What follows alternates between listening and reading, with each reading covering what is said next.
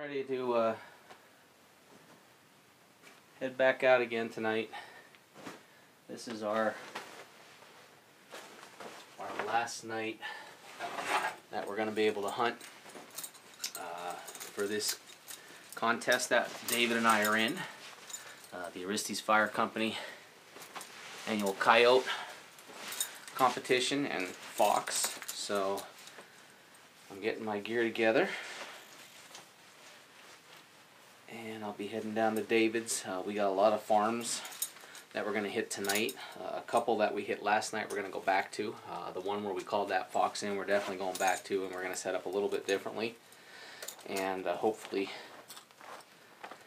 get a crack at that one again. Our cousin John was down that way and saw plenty of coyote track, fresh coyote track in the area. So we're going to keep our eyes open. And hope that we can call in a coyote tonight. David has 2 red fox down. I don't have anything yet, but we're gonna see if we can't get anything tonight and get some more fur down on the ground. So, all right. My son's over there playing video games, getting crazy, as he always is. Would like him to come, but he's too busy playing some kind of weird video game. So, alright, well, I'm going to finish getting my gear together here, get out to the truck, head down to David's house, and we're going to get out there before it gets dark, hit a couple spots in the daylight, and then as the sun goes down and the moon comes up, we're going to go infrared and pull out the red lights and see what we can't get done there. Well, getting a little fuel in here. We got a lot of driving to do tonight. We got a lot of spots to set up on. It's warmer tonight. We have a little bit of wind. Should be a good night. We're probably going to be covering 3/4 of the valley, and then a few farms on the other side of the mountain from us. But I'm thinking they're going to be running tonight. Got a little bit different wind tonight. Right now it's shifted to a west-southwest wind. I don't know if it's going to stay like that, but that's what we have right now. But should pan out to be a pretty good night. Batteries on the cameras should last longer, and the lights, so we'll see what happens.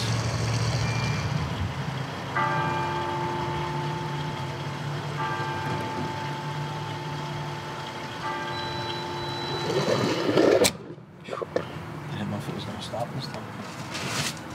Well, we're down here at our first spot. David and I are just getting our gear together. Do you have shells, David, for the shotgun? Yeah. We're going to take the rifle. David's got the 22 mag. And we're going to take the shotgun here. And we're going to get this this evening started. And hope that we get a little bit of fur on the ground. It's warmer today than it was yesterday. A lot warmer. So 30 degrees. There's a lot of shooting going on. We got a shooting range over there on the other side of our cousin's property. This is where we were last night, but on the other side. But David killed a couple coyote over here last summer. So we're gonna head out to a field. We call it the L field. It's about 200 and some yards. We're gonna stay in the woods. Yeah. We're not going to go. Oh, we're not going to the top. Yeah. Okay. We're gonna stay in the woods, but call towards that L field, see if we can bring them in. So we're gonna get going. We'll see you at the spot.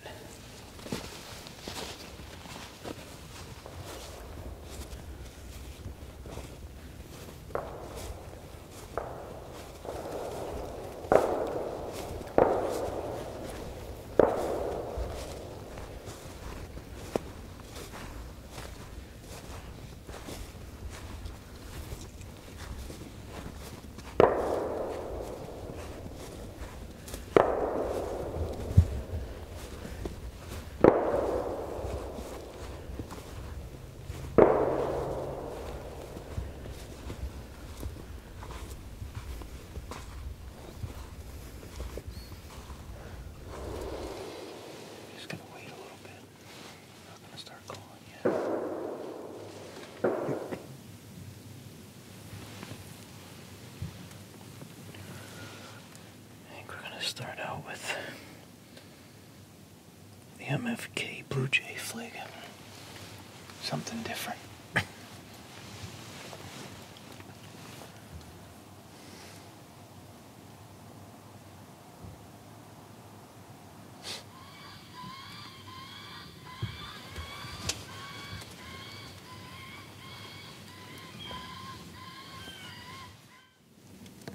There's deer down here. You see them?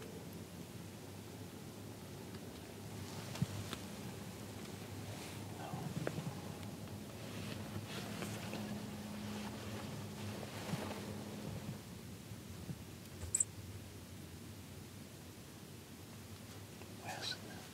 West, that's what it seems like.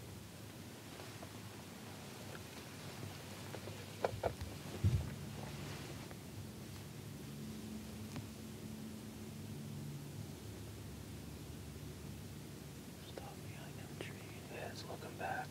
I see another one there. I saw something move down there. Yeah, here it comes right here.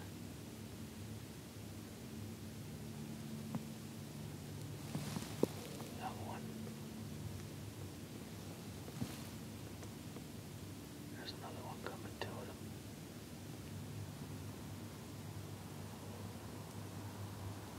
Why are they coming up? Yeah, they're coming up. Coming right to us. Same way. There's a bunch of them coming here. Don't make sense that they're coming up though. I know.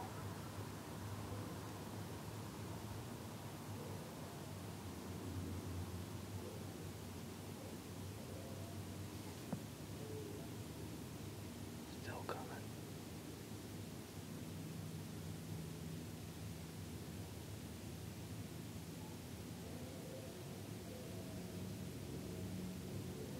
Well, we could have tagged out a deer.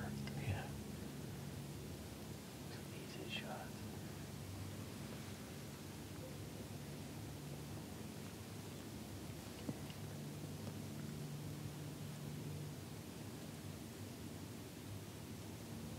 This last one's a pretty good sized deer.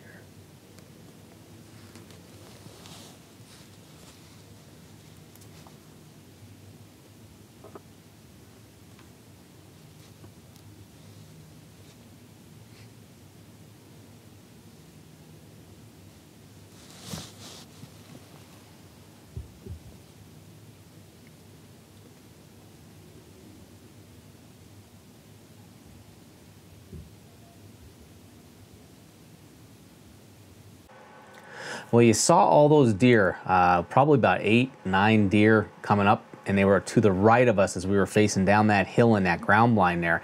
And David and I are very familiar. We've hunted this property for many, many years. We haven't hunted them for deer in the past, but we know the deer's pattern from hunting predator down here so much.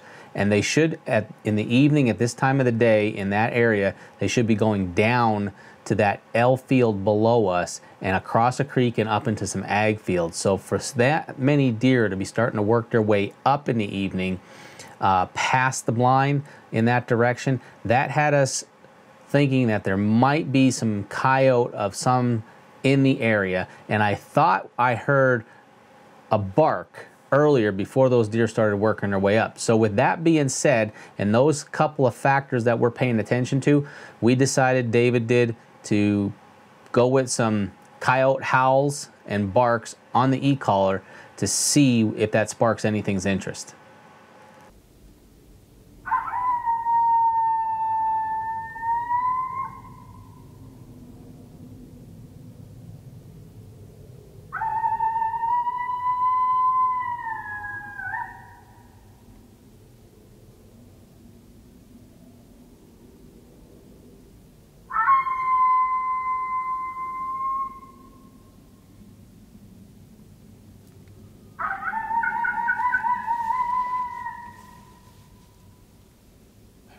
I heard something.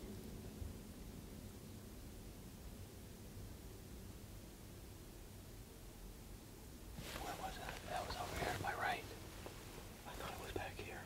Well, it sounded back here behind me. I don't know if it may have echoed around. Well, we gave out a series of calls with the e-collar, howling and barking, and we both thought we heard something howl. Now the camera couldn't pick it up because it was really off in the distance, but we definitely heard we had a howl. Not exactly sure where it was, so David decided to break out the MFK howler, mouth call, and the amp horn and get on that and see if that doesn't get him to answer one more time for us. I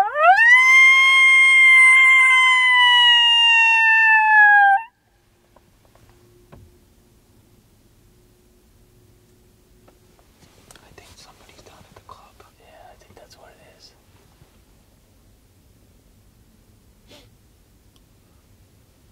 Oh, it's packed up. Oh, yeah, to the truck. All right. Figure out where we're gonna go from here. Okay. Well, David gave out a couple of series of howls with the amp horn and the mouth call.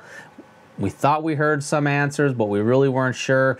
We know we heard some. There's a hunting club down to our left, and we were pretty sure that we could hear some people maybe doing some stuff down there, maybe fidgeting around. So we decided we were going to pick up and head to another spot and come back a little bit later in the evening. What you don't see is as we were picking up, David picked up the e-collar off of the stump we had it set on. We were starting to walk our way back to the truck, and a dominant male coyote let out a big howl right down over the hill where those deer came up from, and that sparked us. We were on it. We knew they were there. They just needed to answer, and this one did. We quick made a beeline to the top of the L field and got set up. We're going to go right to that right now. David's already calling, and we've got some pretty cool vocals that you're going to want to hear.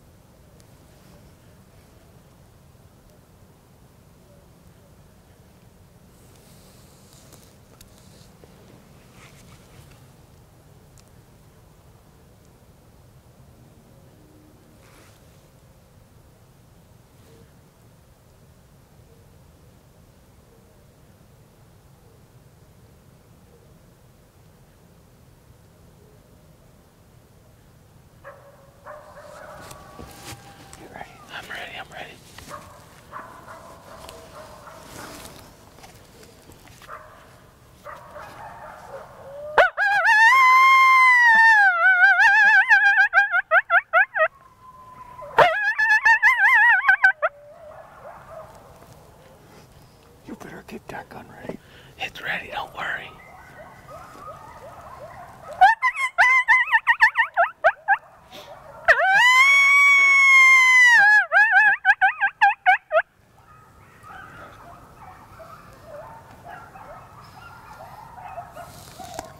There's more than one. Oh yeah.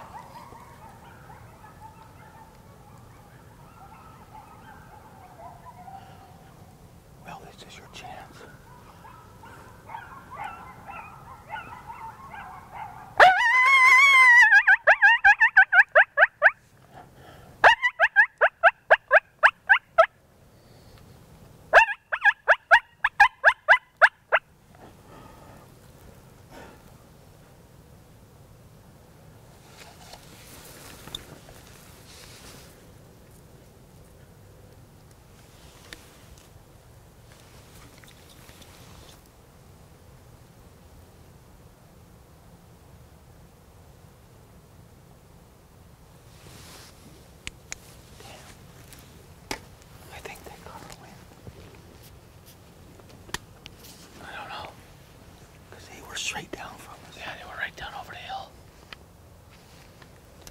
caught our wind.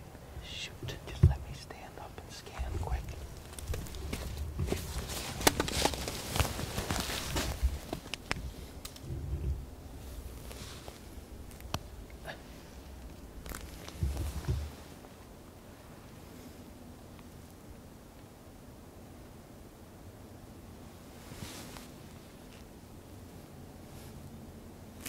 That's fine, we'll come back.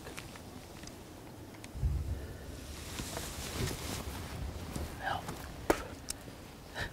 we were just getting ready to leave, and David grabbed the call, and as we were walking away from the blind, a big coyote let out a big howl. We made our way over to this field. We got them going, they were just down over, but we think the wind shifted and they caught our wind, so we're gonna get out of here, hit a different spot, probably come back. They're in here.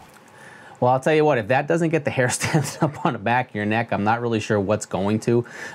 Boy, we're not sure how many were there, but you could hear them. You could really hear the vocals going back and forth between David and that pack of coyotes. Definitely at least 4 or 5, maybe even 6 coyotes. They weren't more than 100 yards down over the hill from us, but where we were set up, we couldn't see them. We knew they were close. They were closing the distance, but then that wind swirled and it just went quiet. As you heard, David was scanning the area quite a bit with the light to see if he could see them. He had the long rifle, I had the shotgun, and we pretty much anticipated that just by looking at the weeds and where everything was, when these coyotes did show up, if they did, they were going to be right on top of us at less than 10 yards, and it was going to be shotgun only. And you heard my brother saying to me, you better have that gun ready, better have that gun ready, because we had a lot of coyotes right down over that hill, and if they all came, that can become a little bit of a hairy situation. And you know, we only had 3 shells in the shotgun, so it was going to be hopefully get off shots and put a couple of them down. Unfortunately, the wind swirled and they went off. We had all intentions of coming back to this spot later that evening. We just didn't make it back. We did hit several other spots throughout the night, but the temperatures kept going up, and we think that had something to do with decrease in the predator movement that evening. We really never got on any more eyes or had any more responses to the calls throughout the night. We went over to that one spot where David called that fox in the night before, and we fumbled the light and we couldn't get a shot at it. So all in all, we had a fun evening, even though we didn't really put anything down on the ground. You never know what's going to happen with predator hunting, and that's the exciting part of it. So we're going to call it a night. All right, guys, well, it's weigh-in day for the Aristes Fire Company Coyote Contest and Fox and Bobcat. Yep. So weigh-ins start today at 1, so we're getting ready to head down there. And last night, the first set we were at, we were picking up and getting ready to walk out, and before we did that, we had a bunch of deer come through. Well, we had the deer, and then I said I thought I heard I thought it was a fox bark, but we're thinking now it may have been a coyote pup barking, because then we heard a couple howls that we couldn't pinpoint where they were. Yep. And we got out of the blind we were sitting in, and then I started walking up. You grabbed the e-collar. You couldn't have been 10 yards from the stump that the e-collar was on, and this big male just opened up. He gave a big howl, barked a couple times, so we were probably, what, about 100 yards from the field? Yeah, from when... I'd say about 100 yards. So we got out to the field east from where we were sitting, and we got set up there. Dennis had the shotgun ready, because we only had... You wouldn't have been able to see them until they were about 10 yards from us. Yeah, we had a lot of tall... You'll see it in the video as David would shine the light. We had the infrared on at that time on the camera filming, so we could see out in front of us because we both had guns ready at that point. Yep. And to be able to move the camera was going to be too tough, because like you're saying, when they show up, they're going to be right on top of us. They're right there. But you started off with howling, and I think it was like 2 series of calls that you did. Yep. And they just lit up. Yep. Yeah, there was a dominant male there. He just kept, I mean, the howl, you could tell his howl from any other ones. He was barking, territorial barks, and it just, our hunt got put to an end probably about 2 minutes into it when the wind shifted and came from our back right down into them, and that was the end of that. Yeah, because they were vocal the whole entire time. That they were even vocal while you were calling and barking and trying to mimic and get them to come. And you could tell they were closing the distance slowly. Oh, they were. And we were just waiting for them. We weren't sure if they were going to circle up around us and come in, because David kept shining the light to the right and watching that way, and I was looking over my shoulder, but we were anticipating them popping right out in front of us there. And then it just went quiet, and that's when David checked the wind and the gig was up. So, you know, I think one of the things that you can take away, I mean, I'm more new to predator hunting than you are. You've been doing it more for the last couple of years, but you're starting to figure it out. And slowly. Yeah, you're starting to figure. We had probably the best year we did in 2018. Predator hunting. Yes. You know, between locating that's the hardest part, I think, for us is figuring out where the coyotes are. Yeah. And this past summer we figured out where they were, and we got on them for a while. Almost every day that we went or you went, we were on coyotes. Whether we didn't get a shot or not, we were on coyotes, and we had some pretty cool encounters. Oh yeah. You know, and that's the neat thing about it. We've been utilizing, you got turned on to MFK game calls with the mouth calling, and you're really good at the howling, and you heard him do that last night in the video. And I've got my set of MFK calls that I'm practicing with and we're working at. So hopefully this year we're going to be even better than what we've been doing. The biggest part is finding them. I mean, we don't have a lot of areas to hunt. And the biggest thing with coyotes is the best time to get them is when they're there, and that's the hardest part, is finding where they're at and when they're there. Right.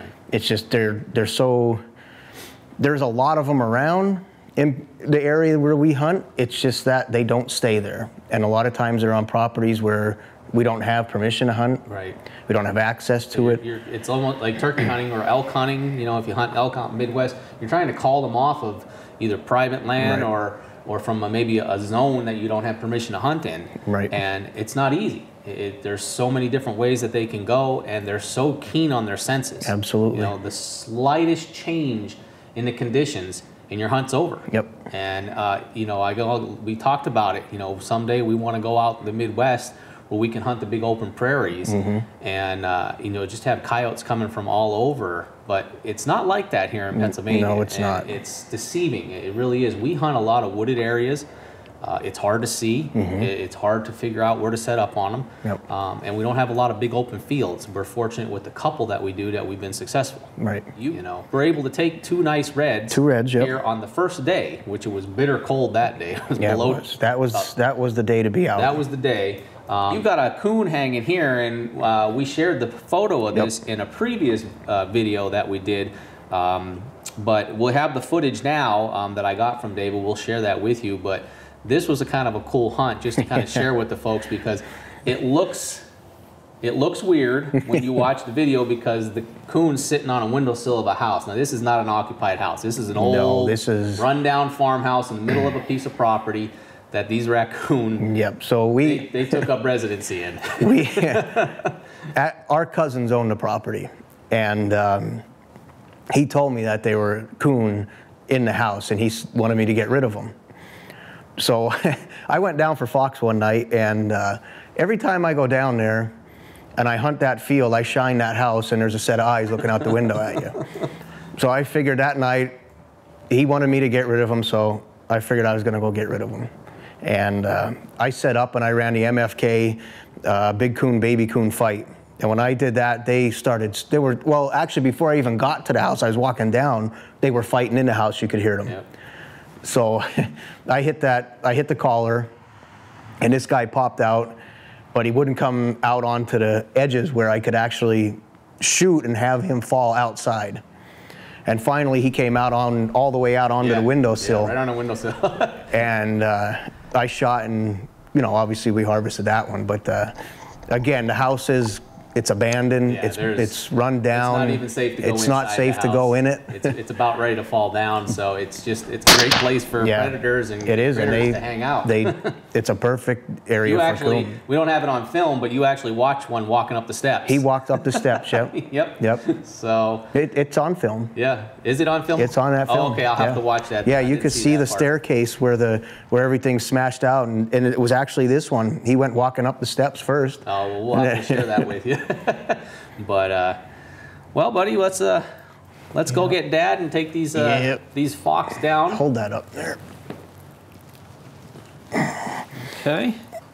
All right, guys. We'll see you at the fire company weigh-ins. All right, we're here at weigh-ins. Dad, grab them fox. Should I? Grab the fox. Let's go in and see where. All right, yeah. I have to go around the other side. Stay out here. No, you can come on. Where do we go in here? Right in here.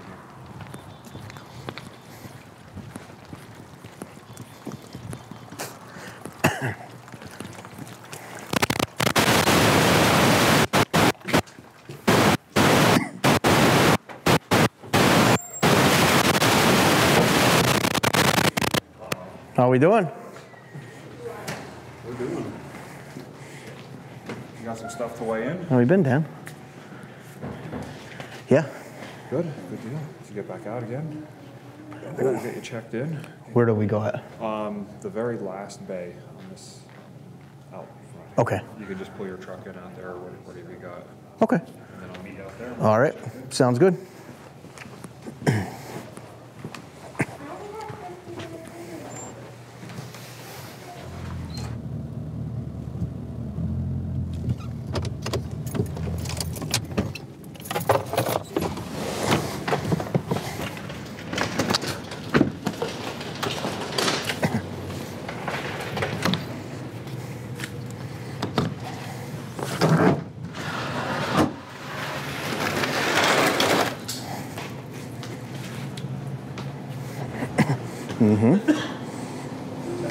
How's it going? Good, how you doing? Good. What is it? 10.1.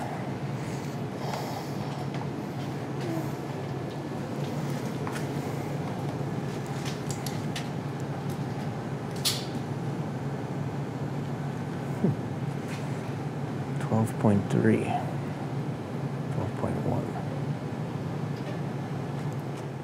Well, guys, I hope you enjoyed the video. David's fox really weighed in. The heavier fox was 12.1 ounces, and right now the standing has David in second place. The top fox is 12.3 ounces. There's still more people coming to weigh in fox and coyotes. We had a really nice coyote get weighed in while we were there. I think it weighed 27 pounds, and boy, did that thing stink. We're not really sure why it stunk so bad, but it really stunk. It was a nice coyote, and we had a fun time. So I know Kevin has got another hunt that we're going to share with you in a couple of days here, so be watching for that video to come out where he gets a really nice red fox, and he's in this contest too, so we're going to have to wait and see what happens after that hunt. But hey guys, if you enjoy everything that you see here on our YouTube channel, don't forget to hit the subscribe and hit that bell so you get alerts whenever we post our new videos. Check out all the gear that we have in the description below,